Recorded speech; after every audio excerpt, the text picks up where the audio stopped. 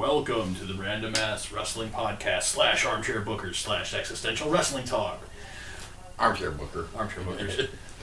That's what it's labeled under. Yep, that's wrestling. It's the wrestling podcast. This is this week's wrestling podcast special Thanksgiving edition. Thanksgiving Throwdown. We didn't build up. We need to build up. It's the one time a year when our shows go head to head. No, we go head to head constantly. We're not WWE. Right. Whenever we have joint pay-per-views, we go head to head. Right. Let's see. This month was general manager Dusty Rhoads, baby. Dusty Rhoads taking over because the other Dusty Rhoads is out currently, which would be me, but not me. Dusty Rhoads is in charge, if you will. There, I had to get the if you will in. So, we already got our match set up. Yeah, the matches are set, so we're just going to plow right through them and then jump to some wrestling talk. Matches were set for our matches, people from each show. Yeah, it's very Survivor Series-like.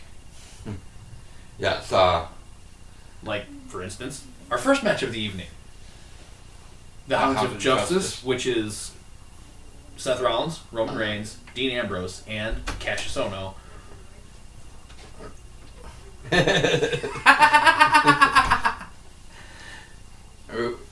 Sorry for the interruption.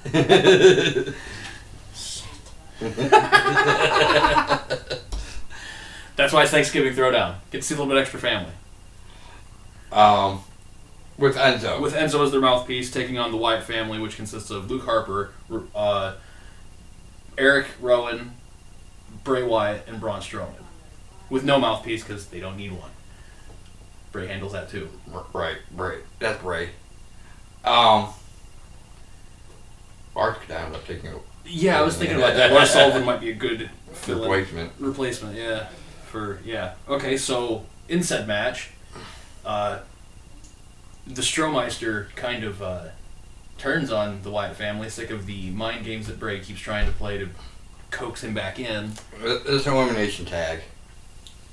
So he, as the legal competitor, just up and walks out, leaving them high and dry to face the rest of them. But he demolishes them. Oh yeah, he leaves them in like he's the legal person, but he just brings them all in, beats all their asses, and goes to walks out, gets counted out. Walks out, gets counted out, eliminated, and the Shield. The Hounds of Justice sweep. They sweep the Wyatt family because of too much inner turmoil currently with Bray and the family. Yeah. He may need to find some new followers. Next match on the docket is our women's title match, which gonna have Paige because she is our women's champion, versus Ember Moon, Alexa Bliss, free agent AJ Lee, and Trish Stratus. It's typical elimination style, as always. Pretty much can wrap this out in 4 easy shots. First one to go, Trish. She gets taken out by an eclipse from Ember Moon, and then Paige hits her with the Paige Turner and gets the 1-2-3. So Paige gets one elimination. Next, Alexa Bliss goes out because AJ Lee gets her pinned in that what the hell did she call that move? Her submission. It was basically the same thing as a label lock. She gets her held in that, and Paige throws out a figure 4, like reverse style.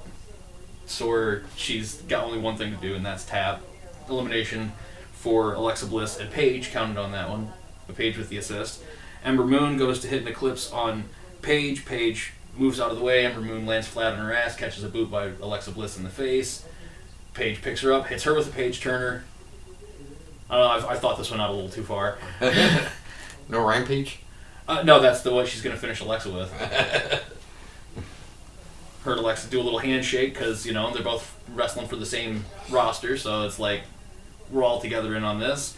And as she goes to, as they go to do the little shake, Paige just pulls her in, boom! Rampage, Endo story. Paige actually wins clean. Because it's Paige, and she can. Roode and Perfect versus the Young Bucks, versus the Insiders, versus the Powers of Pain, and tag title. Elimination tag. I was figuring... I don't know who you were figuring on winning this one. I was honestly figuring the Insiders taking this one. That's kind of what I was thinking. But have, like... Hall eliminated right off the rip. Yeah, then pretty much. Nash has to do it alone. Sounds good to me. Comes down to basically, okay, we'll go Perfect, hits Roode, or hits Hall with a perfect plex, scores the quick surprise elimination. The Matt from the Young Bucks comes in, the Young Bucks run the table for a little bit, getting rid of Roode and Perfect, and Barbarian from Powers of Pain. But me. No, Warlord. Warlord and Nash are left on one team with the Young Bucks left. I can see Nash kind of coaxing Warlord into it. Hey, we're bigger than them. We can beat their ass. They proceed to demolish the Young Bucks size-wise, and Warlord's like, yeah, we won, thinking that they won the tag team championships, not being, 100% intelligent. Nash is like, yeah, we won, big boot. Powerbomb, but proceeds to win with the boot choke. Just holds him in the corner until he taps. I've always wanted to see Nash win a match like that. I've only pulled it off twice in WCW Revenge, and I've always wanted to see that actually happen, him win with that rope choke, but it wouldn't work unless it was a no DQ, which is all of our matches, so it would totally work. So yeah, the Insiders are now the tag champs. I need a pen. I just realized I'm penless. That puts us, oh, nice. That puts us to our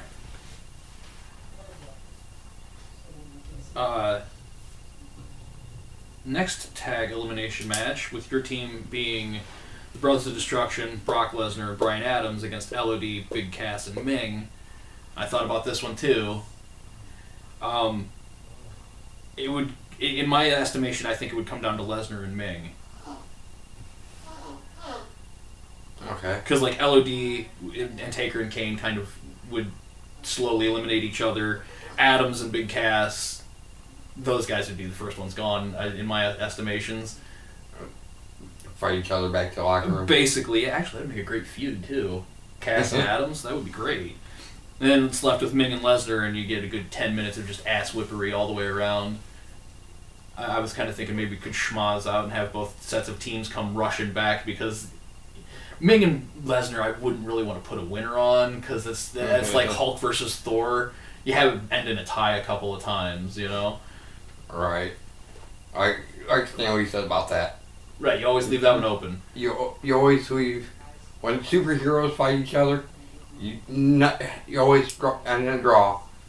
That way, everybody debates it forever. Exactly. And with Ming and Lesnar, that's still a debate people have today, and I would love to keep it that way.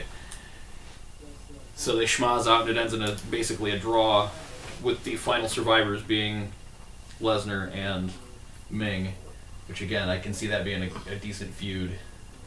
Bobby Roode versus AJ Styles in a Texas strap match for the minor title.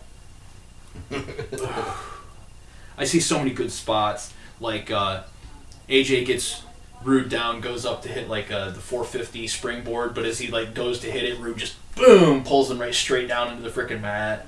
Like all of AJ's high flying stuff gets cut off because Roode has contact with him constantly. Right. That's what I was too. Phenomenal forearm. Yeah, he goes to hit the, yeah. sweeps his feet out from underneath. Uses the strap to sweep his feet out. But I kind of see Bobby Roode getting AJ wrapped up with the strap and then hit him with the glorious Plex bomb. I don't know what the hell you'd want to call it. That weird.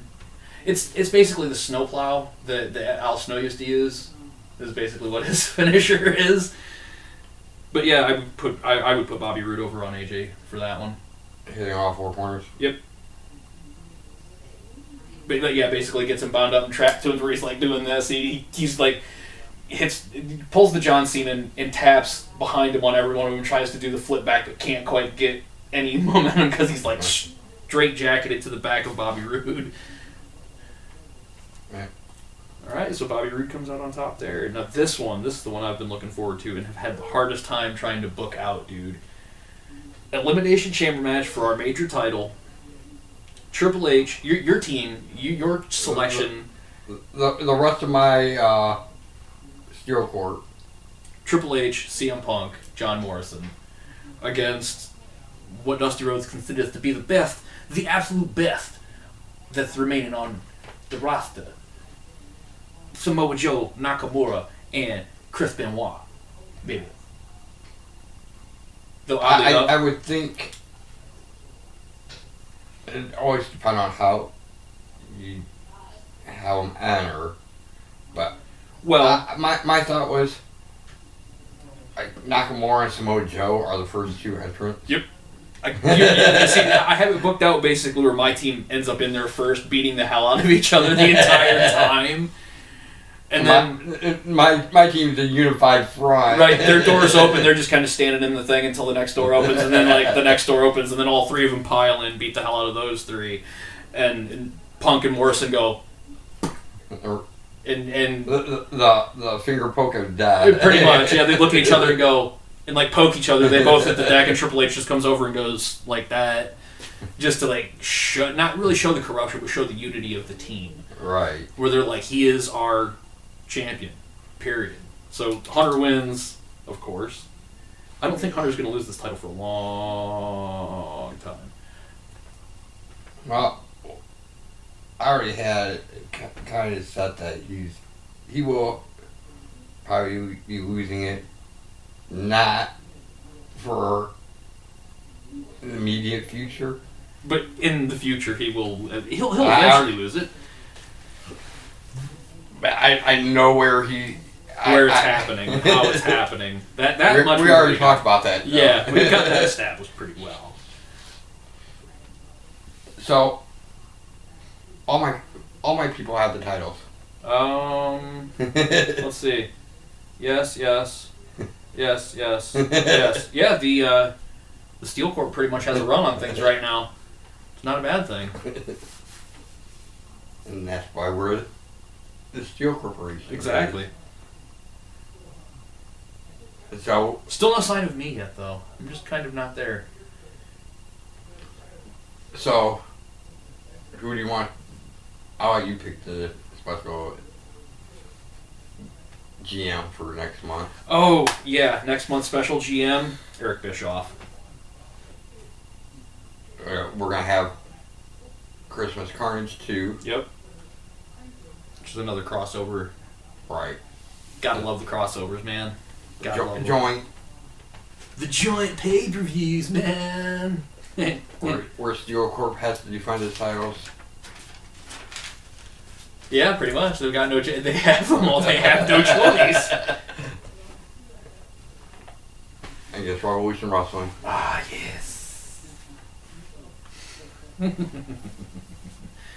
Oh, the plan for the Wyatt family that I have in store. They're falling apart for a reason.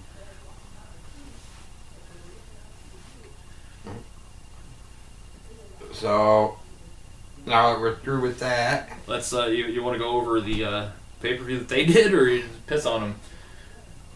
I can give a quick star review. 6 out of 5 stars for me. This Survivor Series, I think that's been the best Survivor Series that they've ever put on. I can't think of a better one.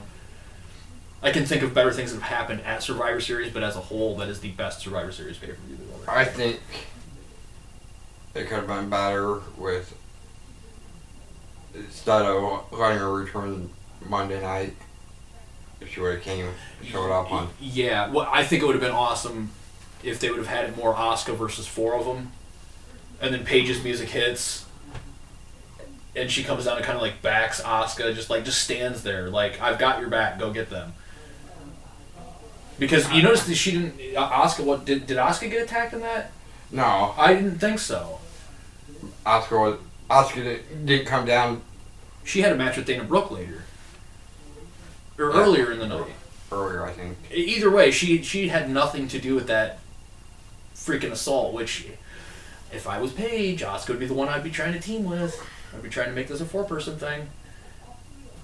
I don't know. The other two chicks. Yeah, the MMA chick and the blonde. They showed up with another chick on SmackDown. Yeah, Ruby Riott showed up with 2 as well. They Ruby basically... Riott. Yeah, Ruby Riott pulled a Page, more or less.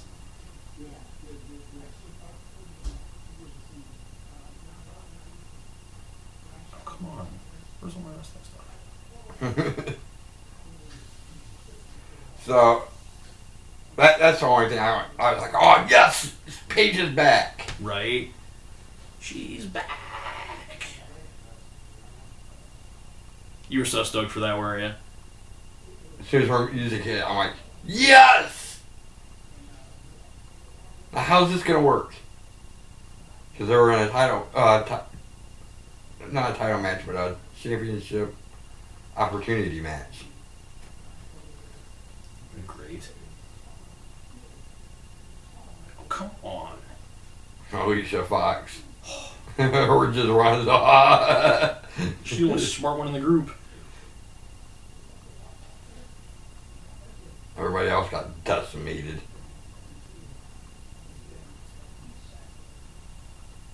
They really did get just destroyed, man.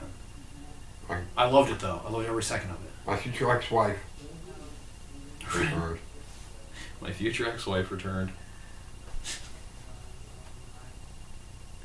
God, what was some of the other shit that went down? I haven't seen anything at Dolph Ziggler in a while.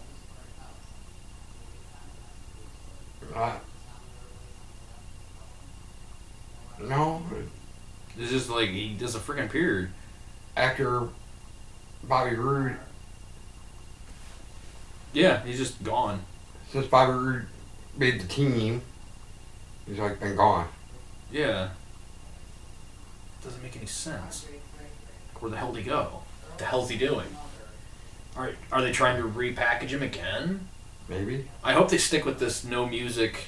They should really just kill anything, like any of his music or lights or anything hitting off. He should be the one guy that doesn't get an entrance. Like he just starts off in the ring when they come back from commercial and wins. Like, you know how in Superstars back in the day, they would have, the guy that starts in the ring, yeah, and he's like, I'm nobody, and he's guaranteed to lose. Like, but have Ziggler start being the guy that just starts in the ring and, like, have the jobber have an entrance. Or Raw back in the day did it. Yeah. Except for when Lightning Kid Right. fought Razor. Or it's like, oh, this kid, He doesn't. he's a jobber. I got this. There you go. And what happens? 1, 2, 3. And becomes known as 1, 2, 3 Kid. Yep. In wrestling, they don't have his wrestling history in here. Oh, there it is. I clicked the wrong thing. All right. Okay, thing. Yeah, no, he ended the feud with Bobby Roode, and that was that. I've heard Jack Swagger was getting ready to join MMA. He's athletic, Right. Yeah, he signed with Bellator MMA November 13th. He's gonna be a part of their heavyweight division starting in 2018. That might be actually pretty damn entertaining to watch. He's got an amateur background, so you can throw it out in that fashion. He's spent time, around a lot of MMA cats. I'm guessing Brock probably was like, dude, you oughta. Because him and Brock got along decently. I always thought that would have been like a hell of a funny thing is Damian Sandow and The Miz against Brock Lesnar and his stunt double, Jack Swagger. Have Jack Swagger get the exact same haircut. They come down and do all the same shit. But I have an affinity for that stunt double thing. I really got a kick out of that, and it needed to be done better. It did. not to say. Like, they had a great start with it. Sandow did a decent job with it. He kept stealing the show, man. Constantly. Definitely, he'd be outside the ring and doing all the falls and shit. He was brilliant, dude. Like, they'd hold Miz in a vertical suplex so he'd go do a handstand on the freaking guardrail. Like, at the guardrails. Can someone hold my legs?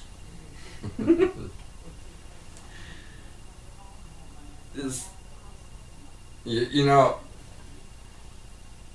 you should have took it one step further. You're a stunt double.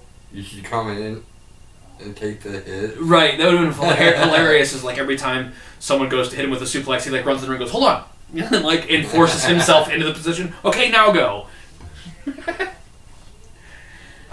Every time he gets hit, he slides in. Whoa, whoa, whoa, whoa. Me. I'm the stunt double. He's not supposed to do this. The thing is, they should have let the stunt double thing continue where he was like, the Miz is scheduled for a match, but the stunt double would take it.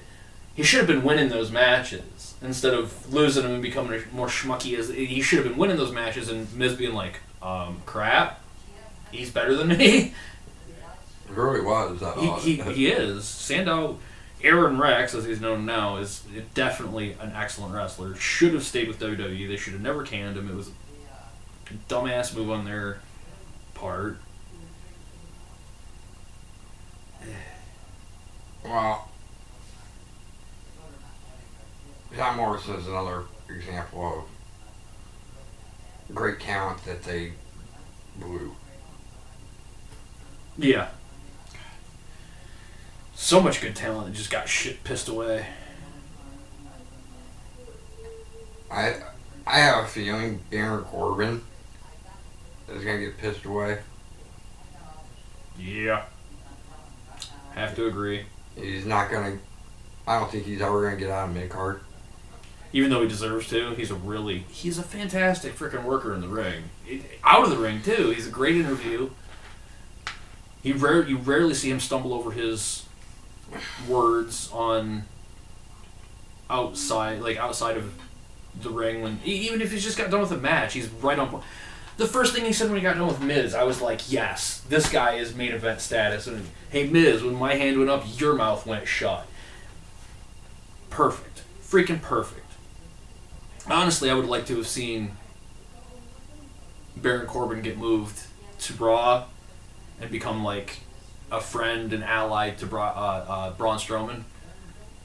Both kind of lone wolfish, but, you know, if shit really broke down, there would be that, you know, big beast to back each other up kind of thing. I'm actually surprised he fought Miz, because he seems more like a Miz trash. Right. A misfit. A misfit. See, that would have been a great name for him too. Instead of the Miztourage, the Misfits. That's next. It will be next when Miz has his face turn. What? Aw. Huh. Baron Corbin played for the Indianapolis Colts and the Arizona Cardinals, but never made it out of the practice squad. Like, really? Shit. Oh, well. That's still $750,000. Right? League minimum. It's true. It's true. He should have actually won the title on the cash-in. It should have been Baron versus Brock. That would have been a money match, too. It would have definitely propelled Baron up the card, and I damn well know he could take the German suplexes and take the F5 and put Brock over like nobody else, or like anybody else is gonna. I would say like nobody else could, but that's AJ Styles. Like he was perfect. That match was perfect. Yeah, you got it. I gotta admit that was. And Lesnar selling the calf crusher. Dude, the escape from the calf crusher. I was like, yes.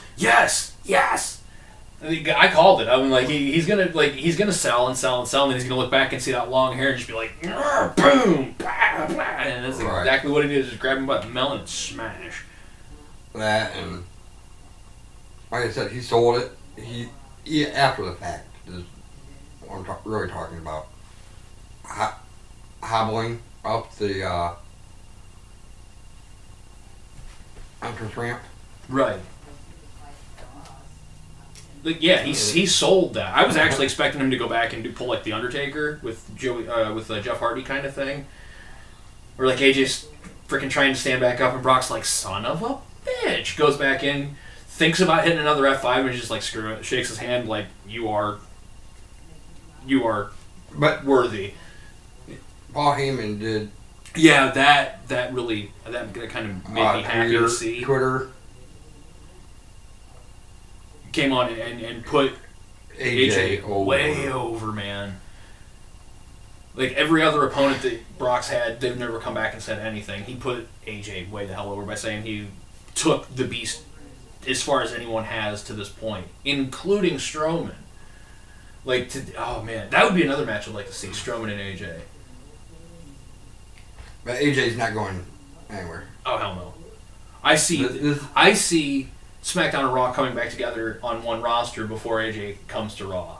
Right. On a full-time basis. I can see him doing more favors like he did, which was great. Everybody wanted to see that Nakamura match. No, Finn Balor. Or Balor. And people want to see the Nakamura match because if anybody that has watched the New Japan Pro Wrestling Nakamura AJ Styles match, they're going, ooh, you can do it, you can do it, you can do it better. It was awesome, you can do it better. Because, I mean... That should be actually next... the next feud, yeah. Nakamura for the world title. But nope, it's going to be Jinder getting his rematch. Whatever, motherfucker. So, what do you want to do for picks?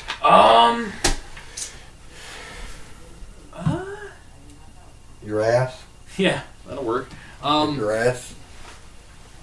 We'll go with your wrestling friends that you'll pick their nose. There we go. Yeah. Because you can pick your friends, you can pick your nose, but you can't pick your friend's nose. Unless they have two broken hands and are really a close friend. Yep.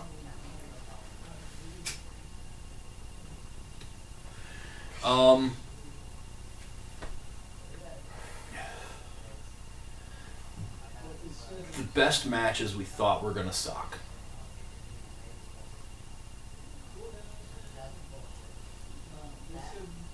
I'll go with I'll start off with last year's Goldberg Lesnar match. Yeah, that's a good one. That's a damn good one. I'll go with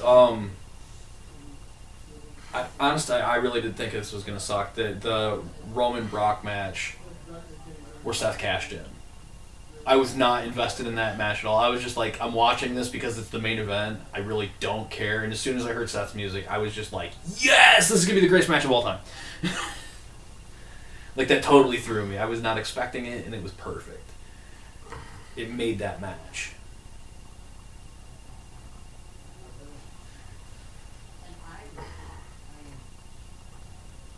The other ones are hard for you. No, because mine are pretty much all going to include Brock Lesnar. Or Roman Reigns. I was thinking Hogan. Yeah. Oh, yeah. I got a couple of Hogan matches where I was not expecting much from him, and I was really surprised. A Hogan Savage match? Yep.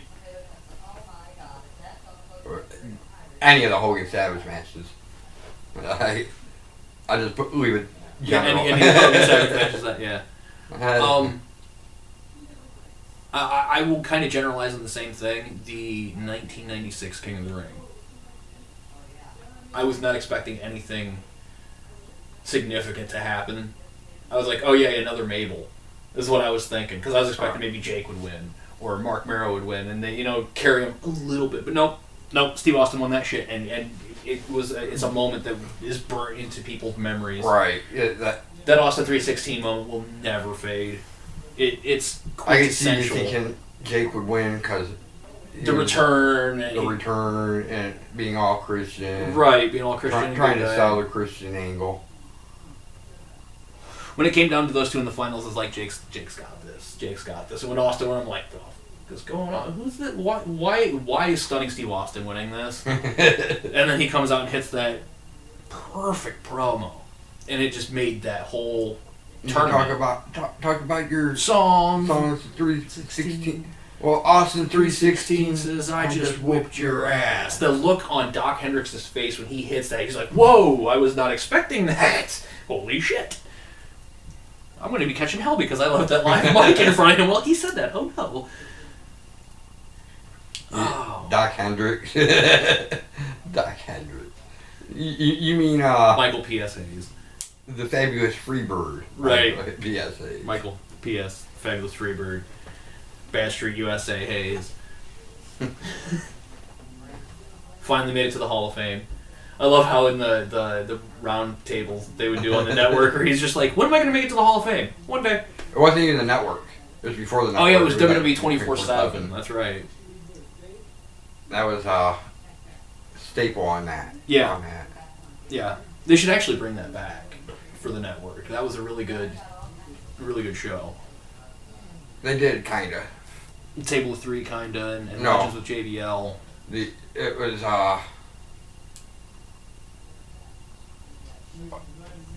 Legends of Wrestling was the name. Oh yeah. The program's name. Yeah. It was Legends of WrestleMania. That's right. Okay, we each got one more pick for this.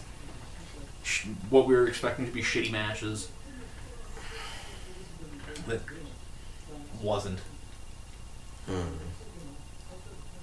other way around is actually easier.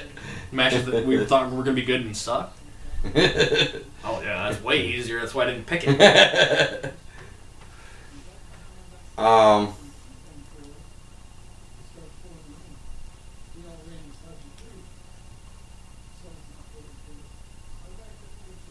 I just can't think of it.